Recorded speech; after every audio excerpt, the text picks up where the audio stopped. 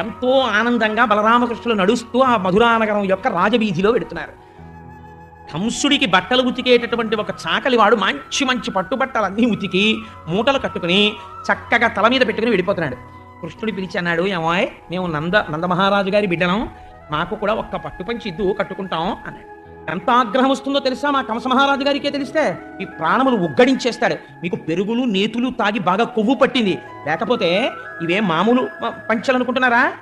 ఇవి సాక్షాత్తుగా కంసమహారాజు గారు కట్టుకునేటటువంటి పంచెలు, ఇవి కావాల్సి వచ్చాయా మీకు? మా కంసుడికి తెలిసిందంటే పీకలు ఎగిరిపోతాయి, పిచ్చ పిచ్చ మాటలు మాట్లాడకండి అన్నాడు. కృష్ణుడు చూసి, నేను నిన్ను అడిగింది ఏమిటి, నువ్వు మాట్లాడింది ఏమిటి అని చూస్తుంటే బలరాముడి వంక చూసి, అన్నయ్య ఇంకా ఈ పుర్రె మారదు అని పిడికిలి బిగించి ఒక్క బుద్ధు గుద్దాడు నెత్తి మీద.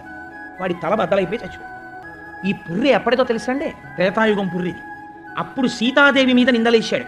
ఆవిడ సీతాపరిత్యాగానికి కారణమైన పుర్రె. ఈ పుర్రె ఎప్పటికైనా మారుతుందేమో అని ఈశ్వరుడు అవకాశం ఇస్తూనే ఉన్నాడు.